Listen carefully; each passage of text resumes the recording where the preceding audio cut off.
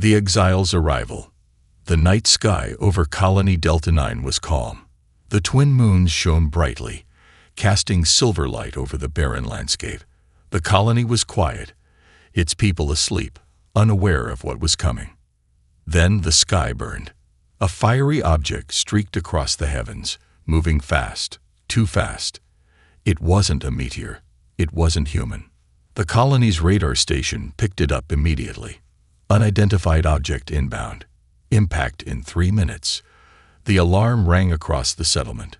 People rushed out of their homes, eyes wide with fear. Commander Lorne, the leader of the colony, stood on the central watchtower, his jaw tight. "Is it a ship?" he asked his officer.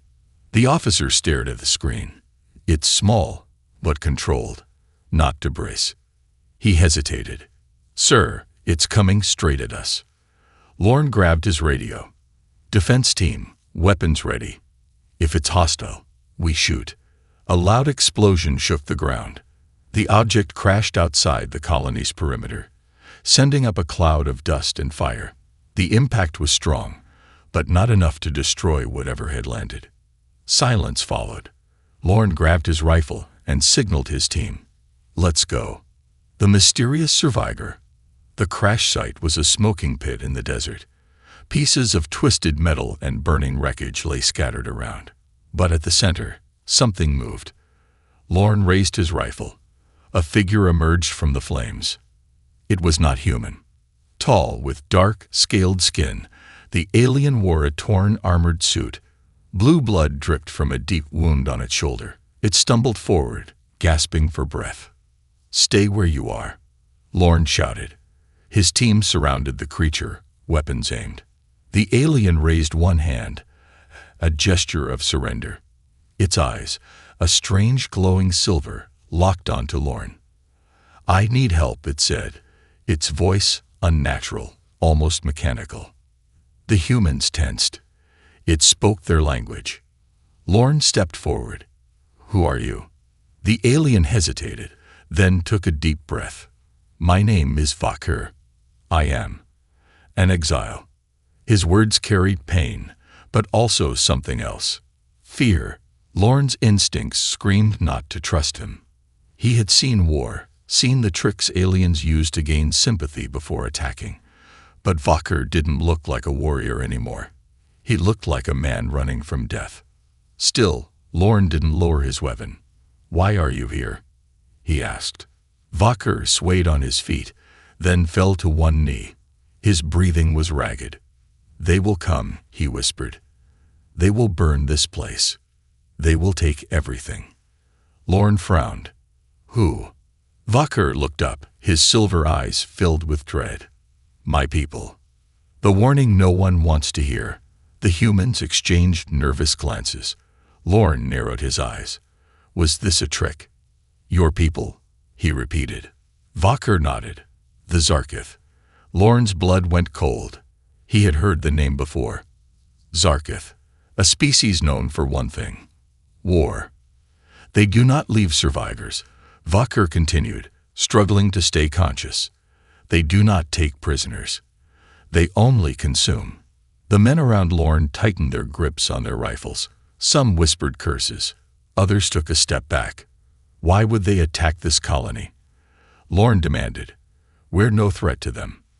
Vakir hesitated, then spoke the words that changed everything. "Because I led them here." Silence. Lorne's heart pounded. His men stiffened, eyes filled with rage.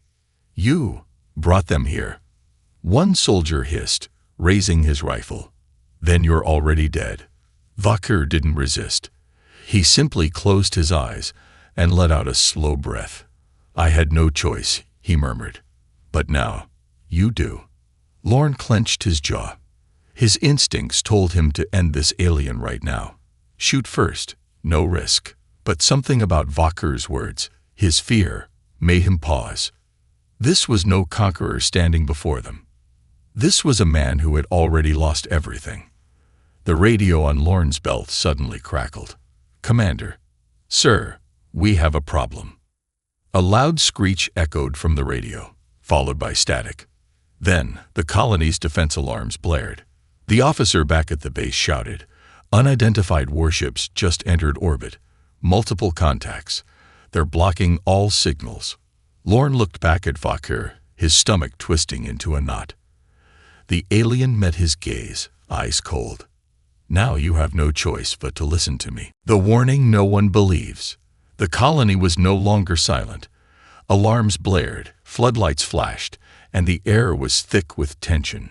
Inside the Central Command Center, Commander Lorne stood rigid, eyes locked on the holographic display. The radar screen was flashing red. 6 unknown ships had just entered the planet's orbit. "Sir, they're jamming our long-range communications," an officer reported, voice tight with fear. "No distress signals are getting out." Lorne exhaled slowly. This was real. Across the room, surrounded by armed guards, Vakir stood motionless, his silver eyes reflecting the warning lights. He didn't seem surprised. "You knew this would happen," Lorne accused, turning toward him. Vakir's expression was unreadable. "Yes," he admitted, "but you don't understand the real danger." Lorne clenched his jaw. "Explain." "Now." Vakir took a slow step forward, ignoring the weapons trained on him. "You think this is an attack, a simple invasion. It's not," he said. "The Zarketh are not here to fight a war." He paused, letting the words settle. "They are here to consume." A silence spread across the command center, thick with unease. "Explain," Lorne said, his voice sharp. Vakir's gaze was distant, his mind pulled back into dark memories. Zarketh do not conquer planets. They harvest them. Everything. Land, metal, water, and life. He met Lorne's stare. "Your people, your cities, your resources, they will take it all, and leave nothing behind." Lorne frowned. "We've fought hostile species before. We have defenses. If they attack, we fight." Vakir gave a small, humorless chuckle. "You don't understand." He raised his hand, and for the first time, Lorne noticed deep scars along his skin. Wounds not from battle, but from something else. Something worse. "You think you're dealing with warriors. You are not," Vakir said. "Zarketh are not soldiers. They are a force of nature. Their fleets are not made of ships, but living weapons. Their soldiers are not individuals, but hive thralls." His voice turned grim. "And once they land, they do not stop until they have stripped a world to its bones." The first strike. Before Lorne could respond, a violent tremor shook the entire facility. Impact detected. A technician shouted, "A ship just broke through the atmosphere. It's heading straight for us." Lorne's blood turned to ice. "How many?" he demanded. The officer's voice was barely a whisper. "Not a ship, sir. A pod. One single drop pod." Lorne's stomach twisted. Only one. Why would an invading force send just a single drop pod? The realization hit him too late. "Get everyone underground," Lorne roared. "Now." But before anyone could move, a deep mechanical screech filled the air, a sound that sent pure, primal fear down every spine. Vakir's head snapped toward the source, and for the first time, Lorne saw something in his eyes. Not warning, not calculation. Fear. "Too late," Vakir whispered. "They're here."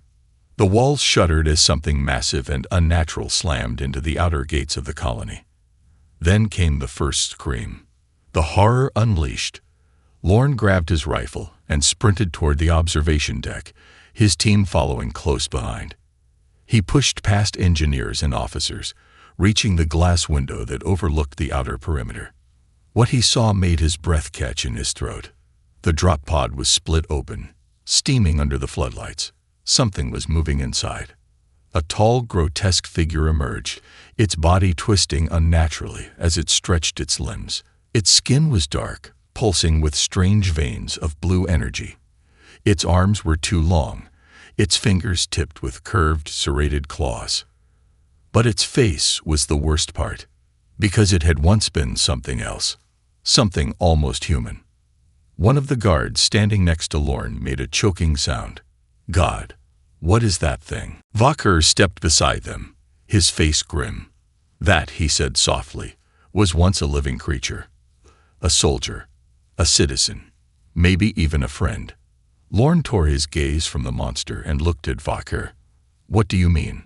Vakir's voice was barely above a whisper. The Zarkith don't just take resources. They take bodies. They rewrite them, twist them, make them part of their war machine. He nodded toward the creature outside. This is not an invader. This is a warning. As if hearing Vakir's words, the creature tilted its head, then released a piercing shriek. The sound was unnatural, something that didn't belong in this world. And then, it charged. The battle for survival begins. Gunfire erupted as the outer perimeter guards opened fire. Bullets ripped into the creature's flesh, but it barely slowed down. The thing moved with terrifying speed, dodging, twisting, and leaping toward the nearest soldier. Before the man could react, razor-sharp claws tore into him. The soldier screamed as the monster lifted him, its claws sinking into his flesh. But it didn't kill him. It was injecting something into him. Lorne watched in horror as the man's veins darkened, his skin twisting, his eyes turning black. Within seconds, the soldier stopped struggling. His movements became twitchy, unnatural. Then, without warning, he turned on his own men. The real horror had begun. Vakir placed a heavy hand on Lorne's shoulder. Now do you believe me? Lorne's fingers clenched around his rifle. For the first time, he wasn't sure a war could be won. But he knew one thing for certain. They had to stop that thing before it created more. The attack begins. The colony burned. Fires raged along the outer perimeter, sending thick black smoke into the sky. The alarms had gone silent, overloaded or destroyed. The air was thick with the scent of scorched metal, blood, and something unnatural.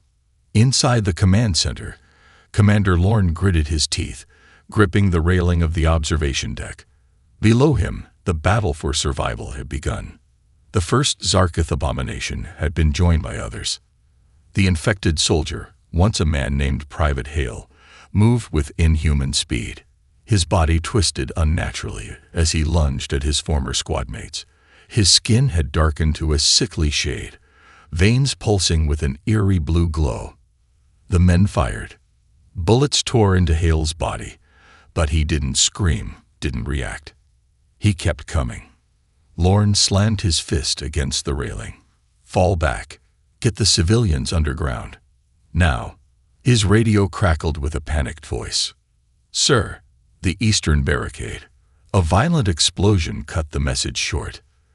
Lorne's stomach dropped. They were breaching from multiple sides. He turned toward the alien standing beside him. Vakir's face was grim, but calm. How many are coming? Lorne demanded. Vakir didn't answer immediately. Instead, he closed his eyes, tilting his head slightly as if listening to something only he could hear. Then he spoke. You should not ask how many are coming, he murmured. You should ask how much time you have left. The horror spreads. The Zarkith drop pods had landed outside the colony walls, embedding themselves into the ground like monstrous seeds. And now, they were hatching. The outer patrol teams had no chance. As soon as they got close, the pods split open, releasing a living nightmare. Zarkith thralls. Once they had been people, human, alien, it didn't matter. But the Zarkith had rewritten them, their bodies altered by the horrifying infection that coursed through their veins. Their skin had hardened into something metallic yet organic. Their arms had elongated into blade-like weapons, their bones reinforced for brutal, unnatural movements. And their eyes were gone. In their place, empty sockets glowed with the eerie blue light of the hive. The worst part, they remembered who they had once been. They remembered how to fight. The colony's defenses were failing. Soldiers fired relentlessly, but for every thrall they cut down, 2 more rose in its place. In the distance, the first of the warships descended through the thick clouds. The main invasion force had arrived.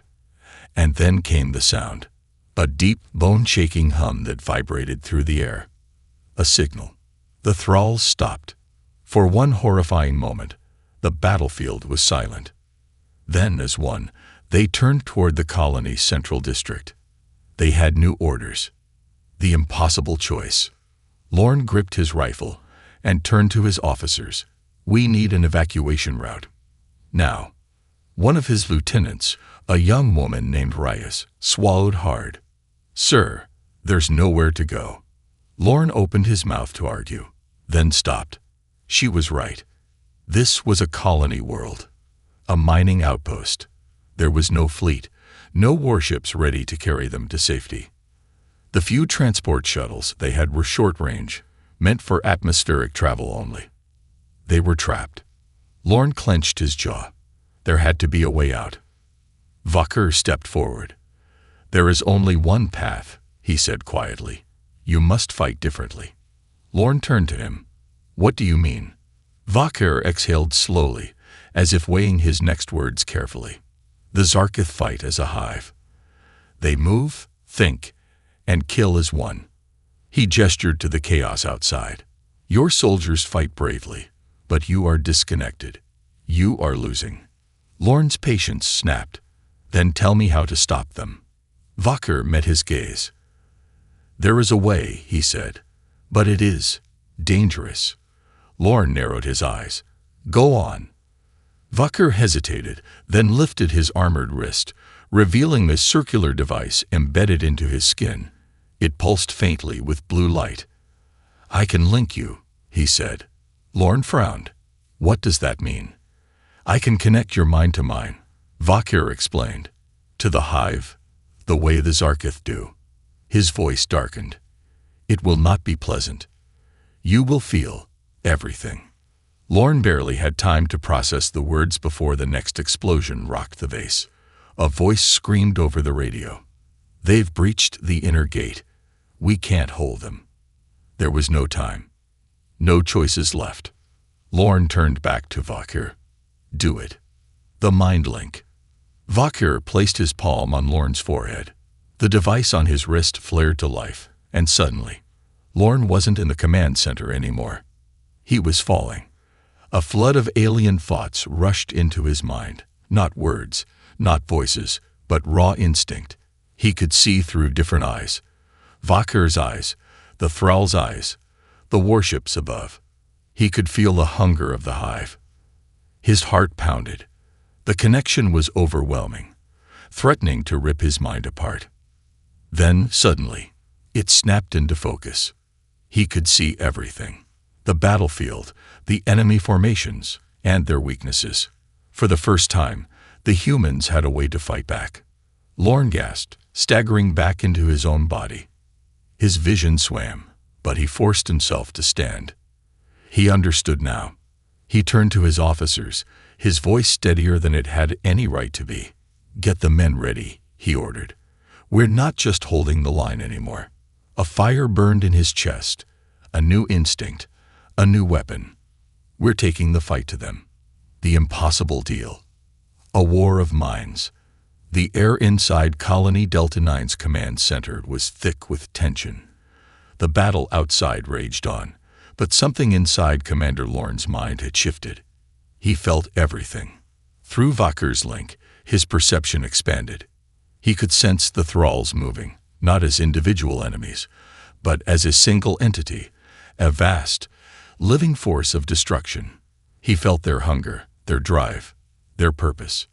And for the first time, they felt him too. Lorne shook his head, struggling to breathe. His heartbeat thundered in his ears. He wasn't just inside his own mind anymore. He was inside the hive. Vakur's voice came, distant yet clear. "Do not fight it. Accept it." Lorne clenched his jaw. This is insane. But it was working. He could see patterns in the enemy's movements, gaps in their coordination, weaknesses they didn't know they had. He turned toward his officers. "We're not just defending the colony anymore," he said, his voice low and steady. "We're going to strike back." The cost of power. The soldiers had gathered in the underground bunker, what remained of them. Their faces were hardened with fear, exhaustion, and grim determination. Lorne stood before them, his mind still tethered to Vakir's. "We're outnumbered, outgunned. We don't have warships, and we don't have reinforcements," he said. "But we have something the Zarkith don't expect."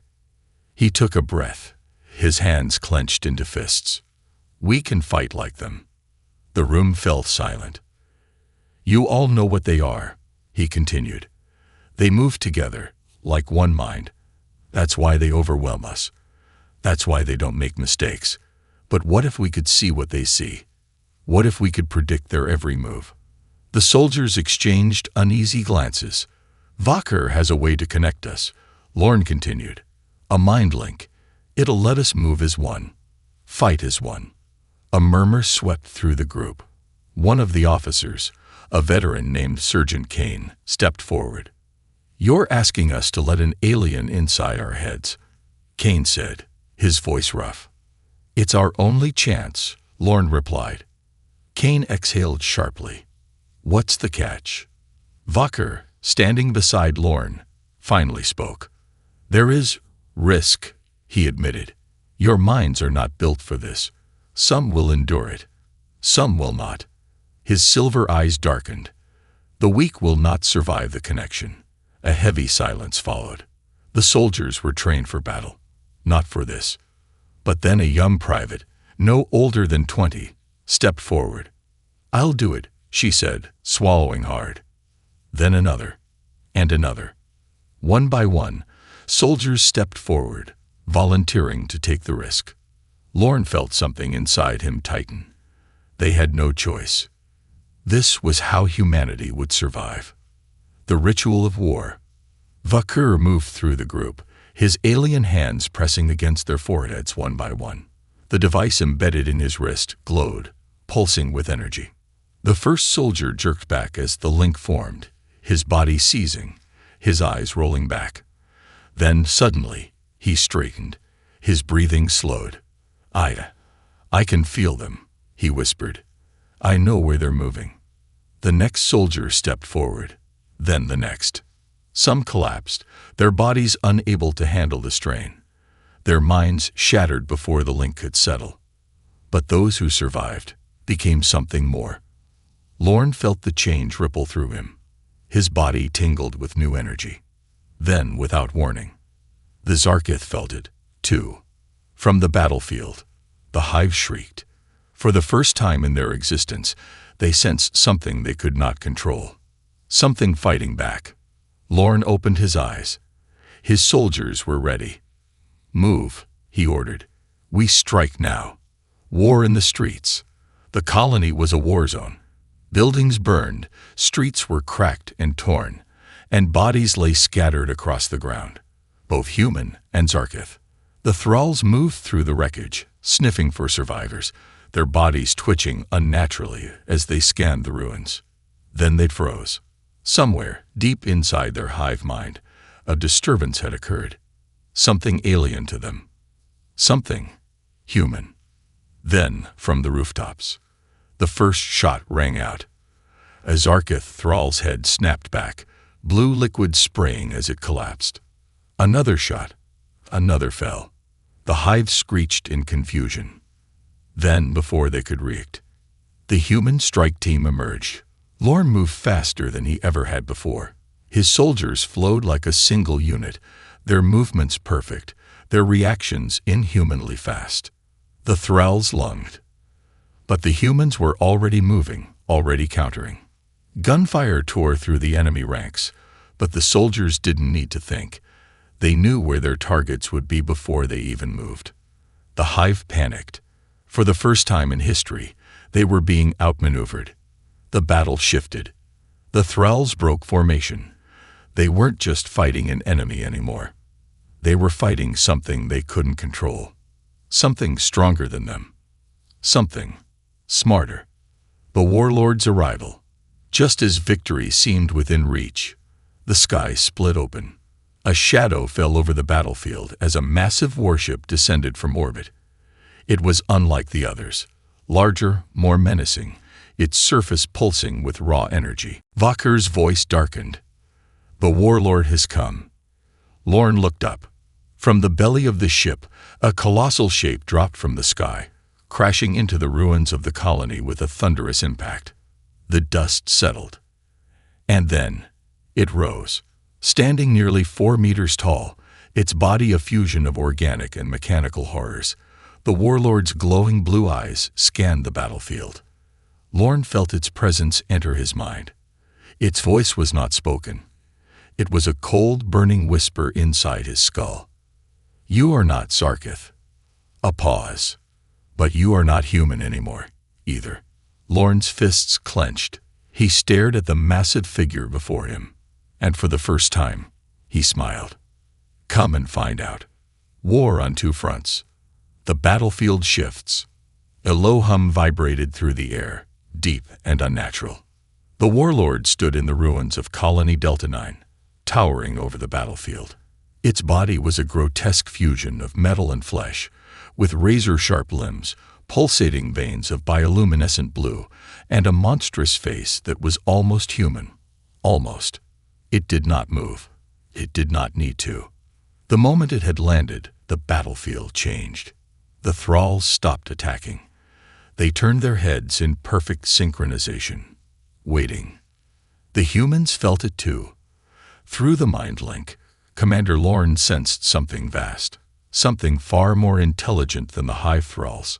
The warlord was inside the network now. It was watching. It was learning. And then, without warning, the thralls attacked again. But this time, they moved differently. Faster. Smarter. They had adapted. Lorne's stomach twisted. Damn it. It's countering us. The warlord's mind games. A whisper slithered into Lorne's brain. It was cold, precise, ancient. You thought you were unique. The voice was not spoken. It was inside him. You think you can stand against the hive. Lorne gritted his teeth, clutching his rifle tighter. Stay out of my head, you bastard. The warlord chuckled, a sound like metal grinding against bone. You are already in my world, Commander. And then Lorne saw it. His vision blurred, and for a second, he wasn't in the colony anymore. He was somewhere else. Somewhere impossible. A massive ocean of minds stretching across the stars. Billions of voices, merging, shifting. A never-ending storm of thought and instinct. The true hive. And at the center, towering over everything, the warlord. Do you feel it now? The voice whispered. You are nothing but a flicker. A brief moment in time. And I am eternity. Lorne's heart pounded. His breath came in ragged gasps. The hive was too vast, too powerful. For the first time, doubt crept into his mind. What if this was a mistake? Vakur's warning. A hand gripped his shoulder. Reality snapped back. Lorne gasped as he found himself back on the battlefield, surrounded by his soldiers. The warlord still stood in the distance, watching, waiting. Vakur's silver eyes bore into him. Do not listen, the alien said sharply. The hive will try to break you. Lorne wiped sweat from his brow. Yeah, well, it's working. Vakur's face darkened. You must fight it. The moment you doubt, it will take you. Lorne exhaled. He glanced at his men. They were waiting for his command. He couldn't afford to break. Not now. Not when humanity's survival depended on this. All right, he growled. Then let's turn this fight around. The last strategy. Lorne turned to the strike teams. We can't win a battle of attrition, he said. The warlord is learning from us. Every time we adapt, it adapts faster. We need to shut down the hive's control. Sergeant Kane frowned. You mean go after that thing? He gestured to the massive warlord standing like a living nightmare in the ruins. Lorne nodded. Cut off the head, and the body dies. Vakur took a step forward. It will not be so simple, he warned. The warlord is not just a soldier. It is the hive's voice. If it falls, the Zarkith will not flee. They will go berserk. Lorne smirked. Then we'll make sure there's none left to go berserk." Kane grinned. "Hell yeah, Commander." The plan was insane, but it was the only option. The assault on the warlord. The battle raged as the human forces pushed toward the warlord. Lorne's team moved in perfect unison, faster, sharper than before. The mind link had evolved, allowing them to anticipate the enemy's movements. But the warlord wasn't idle. It extended a clawed hand, and suddenly, the air itself seemed to warp. Soldiers froze mid-step, their limbs locking up as if caught in invisible strings. Their eyes widened in terror. Vakur shouted, "It is seizing their minds." Lorne's vision blurred. A splitting pain stabbed into his skull. The hive was trying to take him. But Lorne had been ready for this. With a guttural snarl, he focused, fighting back against the invasion. And then, for the first time, he pushed back. The warlord reeled, its control snapping as several thralls collapsed, severed from the hive. Lorne's soldiers broke free, and they ran straight for the monster. The warlord's last stand. The final confrontation was brutal.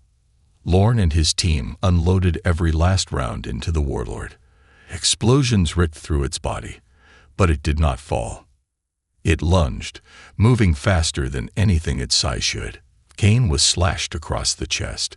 He fell, blood spraying. Another soldier was impaled mid-run. Lorne knew they couldn't last. Then, suddenly, Vakur rushed forward. A dagger-like device extended from his wrist armor. The warlord's eyes snapped toward him. Traitor. Vakur leaped and plunged the weapon deep into the monster's chest. A violent scream tore through the battlefield, an echoing wail that sent thralls collapsing in agony. The warlord staggered, its glowing veins flickering. Lorne didn't hesitate. He raised his rifle, aimed at the creature's skull, and pulled the trigger. The shot rang out, and the warlord fell. The aftermath. The thralls twitched violently, their bodies convulsing. Then, one by one, they collapsed. A hive link had broken. Lorne dropped to one knee, his breath ragged. The battlefield was eerily silent. It was over. But when he turned to Vakur, his heart sank. The alien was on the ground, clutching his side. Blue blood pooled beneath him. Lorne rushed forward, kneeling beside him. "Vakur." The alien gave a weak, tired smile. "You fought well, human," he whispered. "Perhaps too well." His silver eyes dimmed. And then, Vakur went still. Lorne clenched his fists. The battle had been won. But the war was far from over. The final gamble.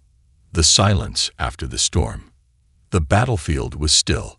The massive corpse of the warlord lay motionless, its glowing veins flickering and dying like a fading star. The thralls had collapsed when the hive link shattered, their bodies lifeless, their twisted forms finally still. And yet, no one celebrated. Lorne knelt beside Vakur's unmoving body, his fingers pressed against the alien's throat. No pulse. His chest tightened. Vakur, the one who had warned them, fought beside them, given humanity the only chance to survive, was gone. Lorne exhaled slowly, his jaw clenching. There was no time for grief. The war was not over. Because even though the warlord was dead, even though the thralls had fallen, the sky was still burning. A new threat appears. "Commander." Lorne turned as Sergeant Kane stumbled forward, clutching his wounded side. His face was pale, eyes bloodshot. "Sir, we've got a problem." Lorne rose to his feet and followed Kane to the command station, a half-destroyed building barely standing after the battle. Inside, the few remaining officers were gathered around a cracked holographic map. The screen flickered. Red dots filled the display. Lorne's stomach dropped. "Tell me those aren't enemy signals," he said. No one answered. Then Reyes, one of the officers, whispered, "Sir, those aren't ships." Lorne narrowed his eyes. "Then what are they?" She swallowed. "Escape pods." Lorne's breath caught. Escape pods, he echoed. Then it hit him. The warlord was not the only Zarkith leader. When it died, the hive's control shattered. But not all the Zarkith had perished. Many had fled. And now, they were hiding. The colony is compromised. The reality was worse than anyone expected. The escape pods had scattered across the entire planet. Some were small, carrying only 1 or 2 Zarkith survivors. Others were massive. Some of these pods had landed near abandoned settlements, deep in the wilderness, far beyond human control. Lorne turned toward Reyes. How many? She hesitated. Then, hundreds. Lorne ran a hand through his hair, his mind racing. Hundreds of Zarkith survivors. Scattered. Hiding. Changing. They wouldn't stay weak for long. They were the remnants of a broken hive. But if even one of them reestablished a link, if even one of them evolved into a new warlord, the war would begin again. And this time, there would be no warning. The impossible choice. Kane sat heavily on a crate, shaking his head. We barely survived that fight, Commander. And now you're saying there could be another warlord waiting to rise. Lorne nodded. Not could be, he said. There will be. A heavy silence filled the room. Kane exhaled. Then we have one option. Lorne met his gaze. We take them out, Kane continued. All of them. Lorne didn't speak, because deep down, he knew Kane was right. If they waited, the hive would return. If they let even a few Zarkith live, they would rebuild. Adapt. Lorne looked at the map again. Hundreds of red dots. Hundreds of hiding threats. He clenched his jaw. We don't have the numbers, Rice said, or the firepower. We're down to half strength. The colony's defenses are ruined. Kane's voice was cold.